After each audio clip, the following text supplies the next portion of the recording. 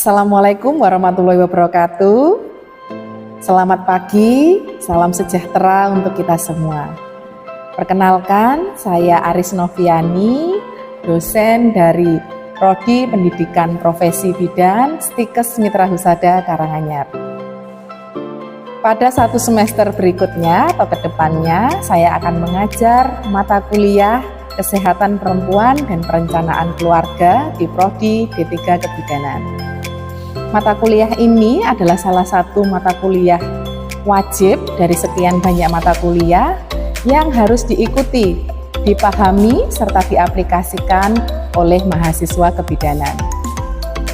Mata kuliah Kesehatan Perempuan dan Perencanaan Keluarga dilaksanakan di semester 4 dengan jumlah SKS sebanyak 4 SKS, di mana terbagi menjadi 2 SKS teori dan 2 SKS praktek.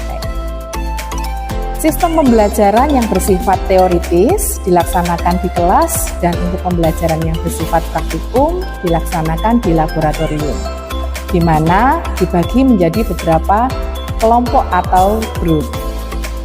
Mata kuliah ini memberi kesempatan mahasiswa untuk memahami konsep hak-hak kesehatan reproduksi, faktor-faktor yang mempengaruhi kesehatan reproduksi, upaya pencegahan dan deteksi dini, serta memberikan asuhan keluarga berencana. Pada pelaksanaannya, mata kuliah ini terdapat beberapa capaian pembelajaran. Jumlah capaian pembelajaran pada mata kuliah ini yaitu sebanyak 7. Yang pertama adalah konsep kesehatan reproduksi. Yang kedua adalah konsep gender dalam kesehatan reproduksi. Yang ketiga adalah masalah-masalah kesehatan reproduksi yang sering terjadi pada siklus reproduksi. Yang keempat, deteksi dini gangguan kesehatan. Yang kelima, rumor dan fakta terkait dengan kesehatan ibu dan anak. Yang keenam, teknik pelayanan keluarga berencana. Dan yang terakhir adalah evidence base dalam pelayanan keluarga berencana. Secara keseluruhan, perkuliahan kesehatan perempuan dan perencanaan keluarga dilaksanakan dengan menggunakan metode pembelajaran yang bersifat variatif.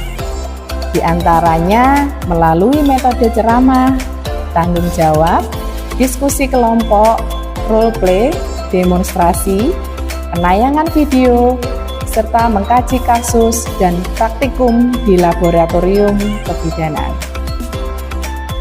Bentuk penugasan yaitu tugas yang diberikan dilaksanakan secara variasi sesuai dengan karakteristik materi yang dipelajari. Terkait dengan evaluasi atau penilaian akhir, mengikuti aturan yang sudah ditetapkan oleh institusi. Adapun bentuk penilaiannya dilaksanakan secara menyeluruh, berkesinambungan pada setiap pertemuan selama 1 semester. Aspek-aspek yang dinilai berupa aspek pengetahuan atau kognitif, sikap atau afektif, serta keterampilan atau psikomotorik. Komponen penilaian dan bobot masing-masing aspek sebagai berikut. Nilai penugasan atau tugas diberikan bobot 2, nilai ujian tengah semester diberikan bobot 2, nilai ujian akhir semester diberikan bobot 3, dan yang terakhir adalah nilai praktikum diberikan bobot 3. Pada pembelajaran kali ini, saya akan membahas terkait dengan teknik pelayanan keluarga berencana yang mana diawali dengan kontrak perkuliahan dan disepakati secara bersama oleh mahasiswa dan dosen pengampu. Dalam pelaksanaannya, pembelajaran ini dilakukan dengan tatap muka, menggunakan metode ceramah dan tanya jawab. Untuk teori pada pertemuan kali ini adalah 1. Pengertian tentang KB MKJP, 2. Tujuan KB MKJP, 3.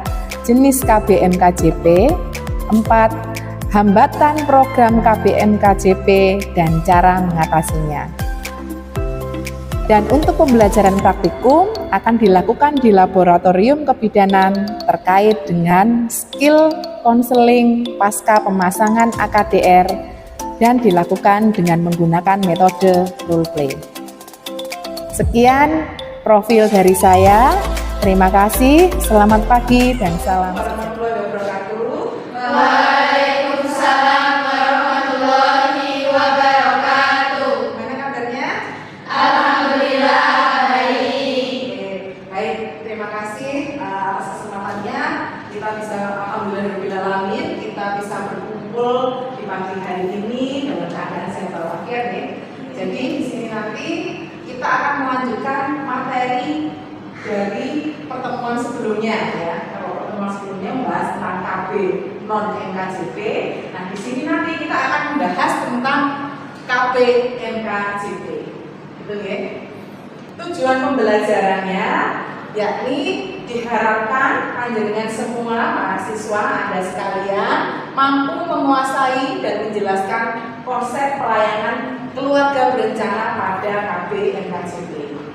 Jadi KB MKJP itu adalah salah satu jenis KB, betul banget ya. Terus kira-kira ada berapa banyak Bu jenisnya? Ada beberapa gitu ya. Kira-kira ada yang ingin bertanya lagi dulu tentang KB MKJP sebelum saya bahas lebih lanjut? Berapa lama efektivitasnya KB MKJP? Baik, saya akan menjelaskan apa itu KB MKJP ya. KB MKJP itu adalah MKJP. Apa itu MKJP? MKJP itu sebenarnya merupakan singkatan ya. Artinya adalah metode kontrasepsi jangka panjang ya. Kemudian MKJP adalah salah satu jenis alat kontrasepsi di mana dirancang untuk memberikan perlindungan yang paling panjang jangkanya terhadap kehamilan itu sendiri.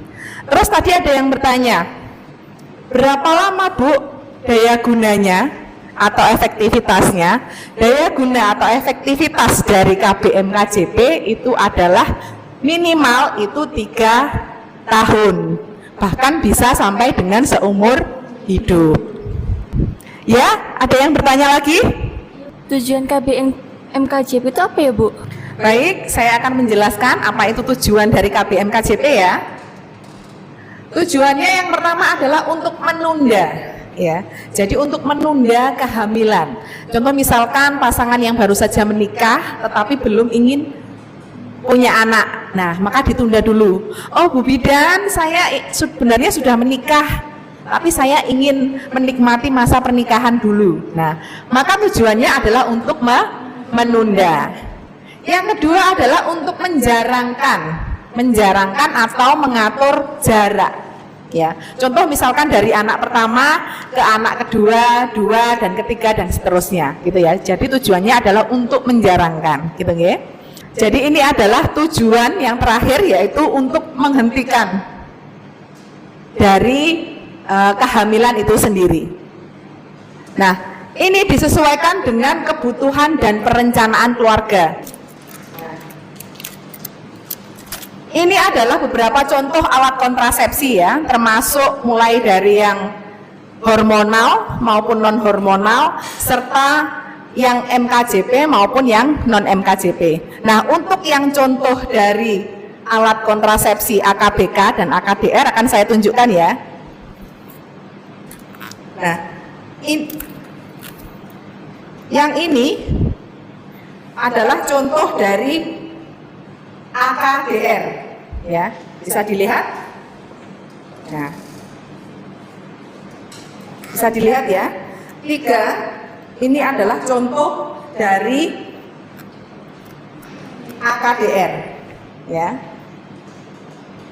Lalu mana saja Bu yang dipakai dari ketiga itu? Apakah semuanya digunakan?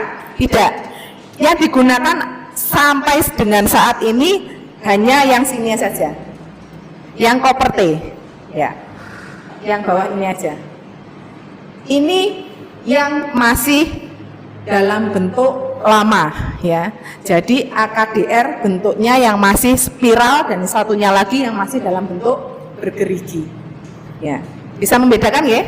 ya. Jadi kalau jenengan nanti di lahan, di lapangan ketemu apa namanya KB IUD gitu ya.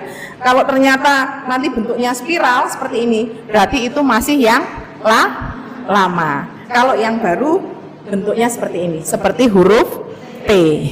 Gitu nggih? Paham ya? Nah, itu untuk yang contoh dari AKDR.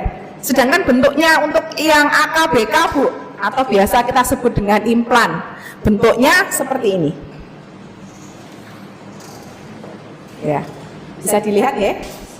Ya, bentuknya seperti ini. Jadi dia seperti kapsul yang panjang, ya, yang panjang, seperti isi ballpoint ya. Jadi putih kemudian panjang. Panjangnya kurang lebih antara 3 sampai 5 cm. Gitu nggih? Sudah paham? Tahu ya bentuknya ya? Oke, saya lanjut ke materi berikutnya ya. KB AKDR. Jadi ini juga salah satu atau nomor yang pertama gitu ya dari KB MKJP, yaitu KB AKDR. KB AKDR atau kita sebut dengan IUD ya, ini dipasang di mana? Di rahim atau di dalam rahim ya, sesuai dengan di gambarnya ini ya. Nah, cara kerjanya yang pertama adalah menimbulkan reaksi peradangan lokal dalam endometrium ya, sehingga menghambat terjadinya penempelan sel telur yang telah dibuahi di dalam dinding rahim. Yang kedua, IUD juga menghambat motilitas tuba atau pergerakan dari tuba, sehingga memaksa sperma untuk berenang melawan arus. Yang ketiga yaitu untuk menekan ovulasi atau tingkat kesuburan, gitu ya. Nah, di mana toh Bu letaknya apa namanya pemasangan IUD itu sendiri? Letaknya yaitu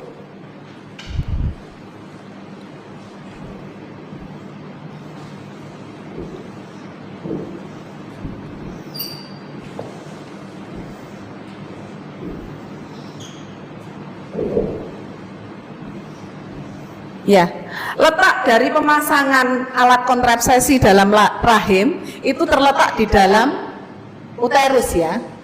Nah, di sini tujuannya apa? Tujuannya adalah menghambat saat sperma itu masuk dan bertemu dengan sel telur. Jadi ketika sperma masuk dari liang senggama atau vagina, kemudian dia menuju ke sel telur ya. Dari ovum kan mau mengeluarkan sel telur. Nah, dia keluar dari sini, dia mau bertemu, tidak bisa karena terhalang oleh IUD. Jadi tidak terjadi proses fertilisasi. MKJP yang kedua adalah KB susuk atau AKBK atau yang biasa disebut dengan implan. KB AKBK yaitu alat kontrasepsi bawah kulit ya. Dia terletak pemasangannya di bawah kulit ya. Cara kerjanya yang pertama adalah mengentalkan lendir serviks, yang kedua mengurangi proses pembentukan endometrium sehingga sulit terjadi implantasi, yang ketiga adalah menekan ovulasi dengan kelebihannya ya, sama-sama memiliki efektivitas yang cukup tinggi ya, serta tidak mengganggu aktivitas seksual dan produksi ASI. Gitu nggih? Nah, yang ketiga adalah KB tubektomi ya. Tubektomi yaitu cara kerjanya adalah dengan memotong atau mengikat ya saluran tuba falopi. Jadi bagian yang dipotong adalah bagian dari tuba falopi.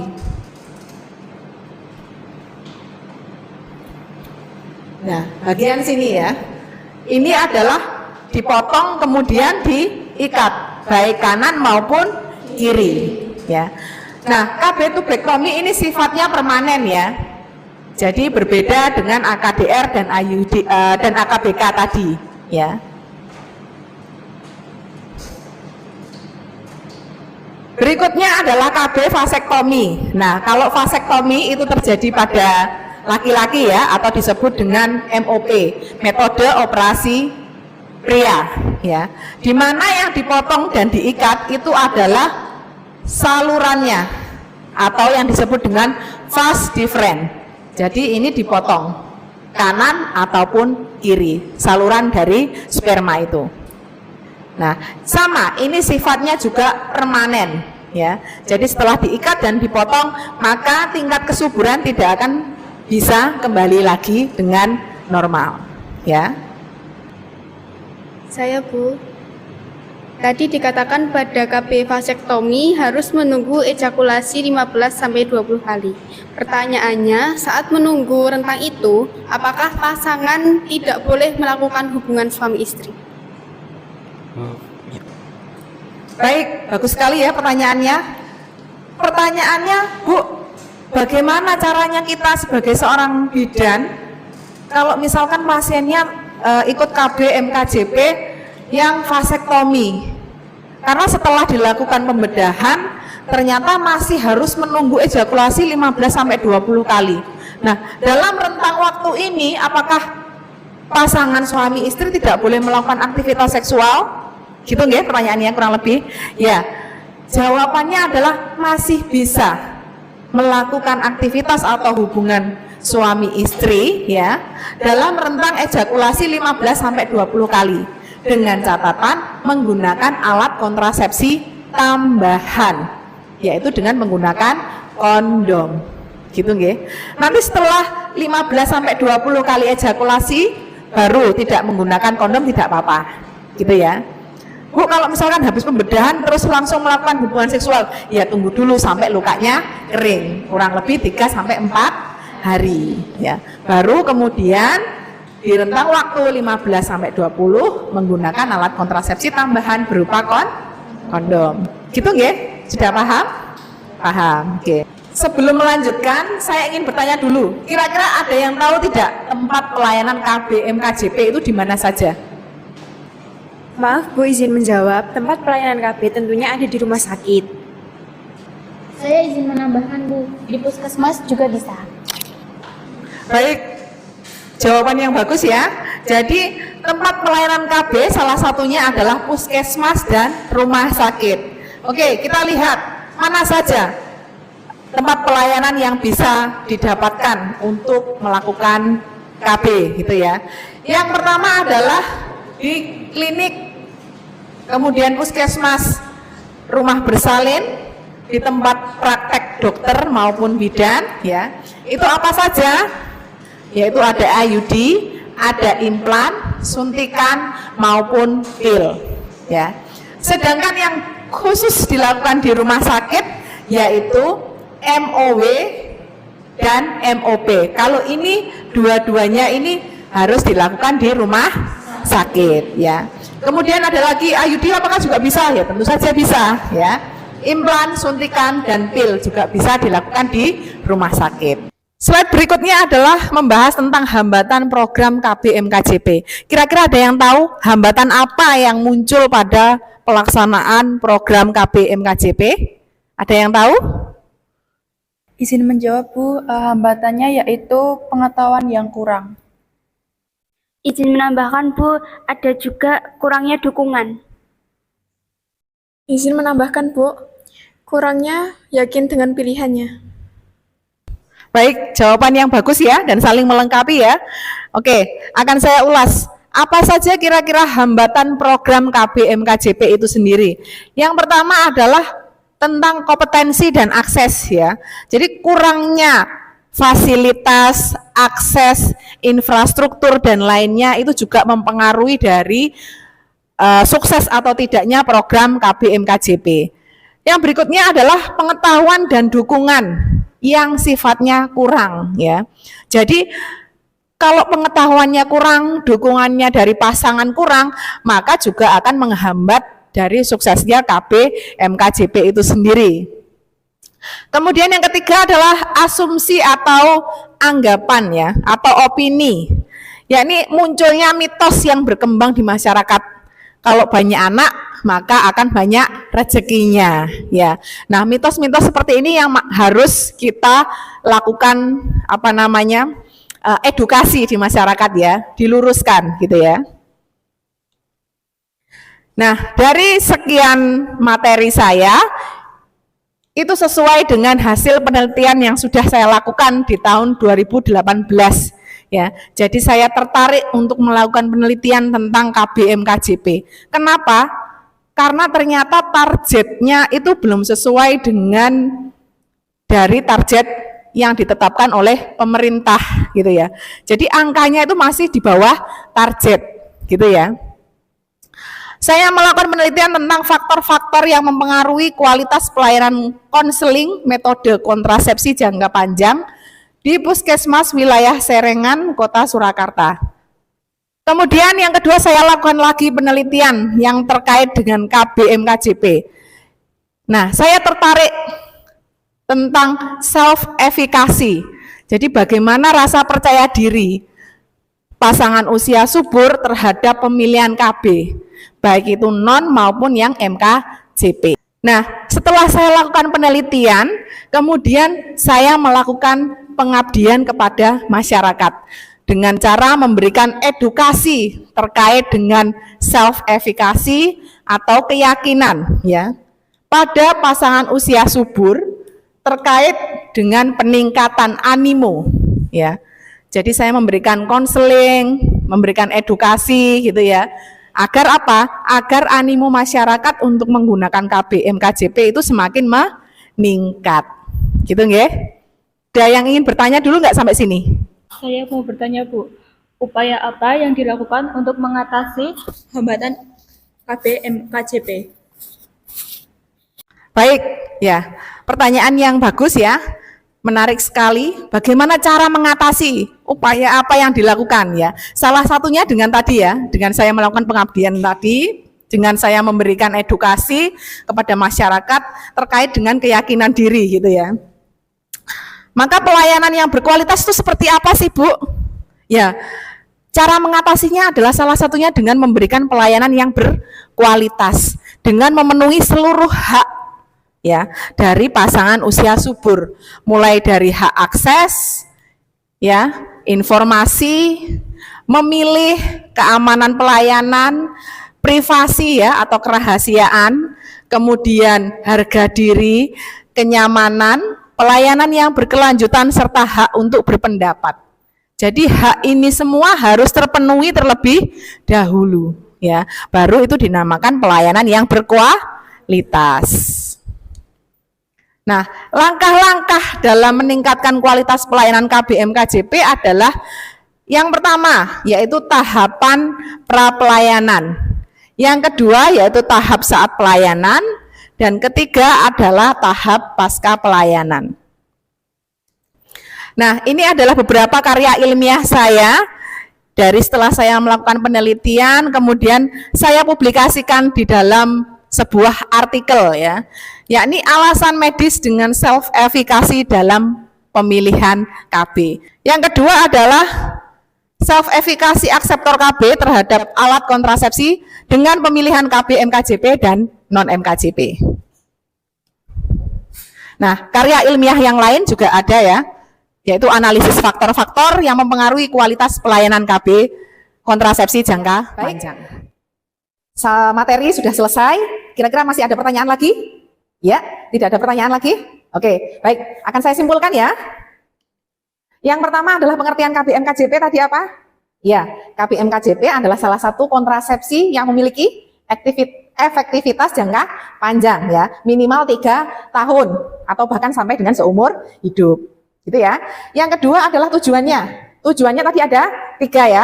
Ya, 3. Yang pertama adalah untuk menunda, yang kedua untuk menjarangkan, dan yang ketiga adalah untuk menghentikan kesuburan. Oke. Terus tadi ada jenis KBM-KJP ya. Jenisnya ada berapa tadi? 4 ya. Yang pertama adalah AKDR atau IUD. Yang kedua AKBK atau alat kontrasepsi bawah kulit atau implan ya. Yang ketiga adalah ya MOW atau metode operasi wanita. Yang terakhir adalah MOP atau metode operasi pada pria. Gitu ya. Oke, terus berikutnya adalah hambatannya. Hambatannya ada beberapa ya. Salah satunya adalah aksesibilitas ya. Terus kemudian adanya dukungan ya. Jadi pasien yang tidak mendapat dukungan dari pasangannya itu juga menjadi salah satu hambatan. Kemudian pengetahuan dan asumsi yang beredar di masyarakat ya. Cara mengatasinya bagaimana? Ya, cara mengatasinya adalah dengan memberikan pelayanan berkualitas ya, memberikan pelayanan KB yang berkualitas dengan memenuhi seluruh haknya ya. Mulai dari hak memilih, menjaga kerahasiaan, kenyamanan dan seterusnya. Gitu ya. Baik, nanti silahkan dibaca dari beberapa literatur ya. Ada beberapa karya ilmiah saya tadi bisa dibaca ya. Bisa jenengan jadikan sebagai dasar referensi untuk belajar gitu ya. Oke, nanti selebihnya bisa dibaca di perpustakaan ya. Gitu ya. Baik, jika sudah tidak ada yang ingin ditanyakan kembali. Oke, terima kasih. Saya akhiri. Wabillahi taufik walhidayah. Wassalamualaikum warahmatullahi wabarakatuh. Waalaikumsalam warahmatullahi wabarakatuh. Waalaikumsalam warahmatullahi wabarakatuh. Ya, gimana kabarnya? Alhamdulillah baik, Bu. Oke, alhamdulillah. Baik, pada pagi hari ini kita akan melakukan konseling pasca pemasangan AKDR ya. Nah, di sini nanti kita menggunakan metode role play atau bermain peran, gitu ya. Jadi nanti ada yang bermain peran sebagai bidan. Nanti siapa yang kerso? Yang Saya, mau? Bu. Ya, Mbak Frida. Yang berperan sebagai istri? Saya, Bu. Oh ya, Mbak Erlin. Terus kemudian yang berperan sebagai suami? Saya, Bu. Oh ya, Mbak Gisa. Oke. Jadi di sini nanti Anda akan memperagakan sebagai seorang bidan untuk memberikan konseling kepada pasien ya, terkait dengan konseling pasca pemasangan AKDR. Gitu ya? Iya, Bu. Oke, selamat memperagakan. Selamat pagi, Pak, Bu. Selamat pagi, Bu. Perkenalkan deh, Bu, saya Bidan Frida. Dengan Ibu siapa? Dengan Bu Ulan. Perkenalkan deh, Pak, saya Bidan Frida. Dengan Bapak siapa? Dengan Bapak Joko. Baik. Nah, di sini saya akan membantu Bapak dan Ibu untuk memberikan konseling pasca pemasangan KB IUD ya, Ibu, Pak. Ya, Bu. Yang sudah dipasangkan ke Ibu, nggih. Nah, bagaimana Pak, Bu? Rasanya aman-aman saja kan? Aman-aman saja, Bu. Kita mulai ya, Pak, Bu. Nah, dari pemasangan KB AKDR ini tuh nanti akan ada rasa komplikasi, yaitu yang pertama itu rasa nyeri, kemudian perforasi uterus, setelah itu pendarahan yang berlebihan saat menstruasi ya, Pak, Bu. Selanjutnya, daya guna dari KB IUD ini tuh 10 tahun ya, Pak, Bu. Kemudian cara memeriksa benang AKDR nggih, Pak, Bu. Nah, ibunya itu bisa memeriksa secara mandiri nggih, dengan cara ibunya jongkok, kemudian memasukkan jari tengah ke dalam lubang vagina.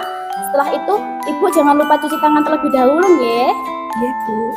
Nah, kemudian selanjutnya ini kemungkinan AKDR keluar itu bisa pasti ya, Bu. Jadi nanti kalau sewaktu-waktu KB-nya itu keluar, Ibu tidak usah khawatir. Nah, biasanya ini tuh disebut dengan ekspulsi ya, Bu. Kemudian ini tuh biasanya akan terjadi rasa nyeri dan sakit saat berhubungan seksual ya, Bu, setelah pemasangan. Setelah itu efektivitasnya nggih.